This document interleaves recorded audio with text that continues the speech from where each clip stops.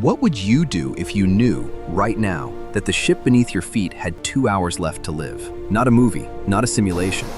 The real Titanic, April 15th, 1912, 2:20 in the morning, and you're standing on the deck as it begins to tilt. I've gone deep on this, the survivor accounts, the physics, the chaos, and I'm going to walk you through exactly what I would do. Because the difference between the 710 people who lived and the 1,500 who didn't, it wasn't luck, it was decisions. This isn't a history lesson. You can find those anywhere. This is a survival breakdown, a step-by-step look at what you would need to do, know, and decide in the roughly 2 hours between the iceberg strike and the ship's final descent. And I'll be honest with you up front, the odds were never good, but they weren't zero either. So let's figure out how to stack them in your favor. Here's the brutal reality of what you're up against. The Titanic hit the iceberg at 11:40 p.m. She sank at 2:20 a.m. That's 2 hours and 40 minutes. But most passengers didn't even know the ship was sinking for the first 45 minutes. By the time the crew began loading lifeboats, precious time was already gone. Now, the lifeboats. The Titanic carried 20 lifeboats, enough for roughly 1,178 people.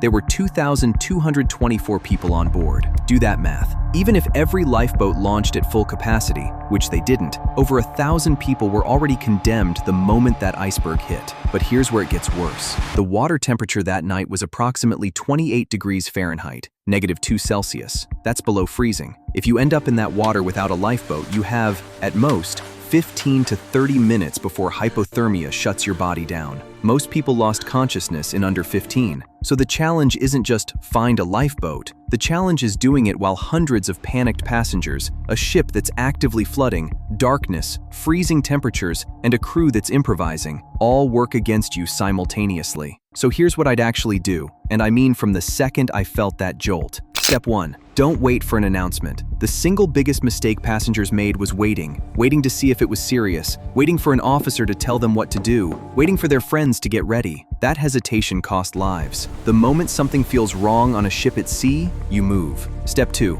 Life jacket. Immediately. They were stored in every cabin. I grabbed mine, I put it on properly, and this matters because passengers who put theirs on incorrectly actually died faster in the water from the impact of jumping. The jacket goes on snug over your clothes. Your clothes actually help insulate you. Step 3. Get to the boat deck. That's the top deck. But go early and go smart. The Titanic's layout was deliberately confusing for third-class passengers. Gates separated classes. I'd be moving toward the upper decks before the crew had even begun directing anyone, because every minute I spend below decks is a minute the good lifeboat spots fill up. Step 4. Find a lifeboat that isn't full. And this is where history gives us a shocking opening. Lifeboat 1, launched on the starboard side, left with only 12 people. It had capacity for 40. Lifeboat 6 left with 28. Why? Because passengers didn't believe the ship was actually sinking. They didn't want to get into a small wooden boat on a freezing ocean when the Titanic, unsinkable, they'd been told, was still lit and warm and music was playing. That's the psychological trap.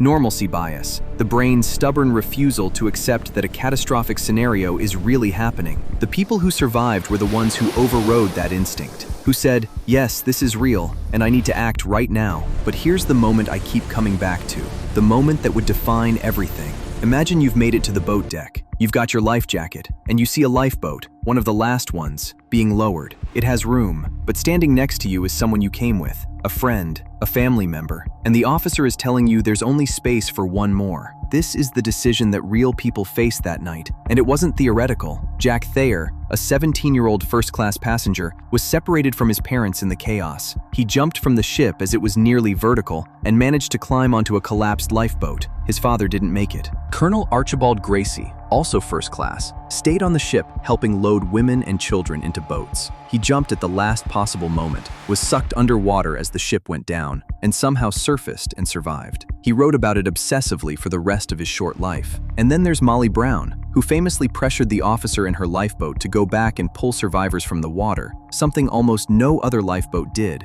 and saved additional lives. Every one of those outcomes came down to a split-second choice.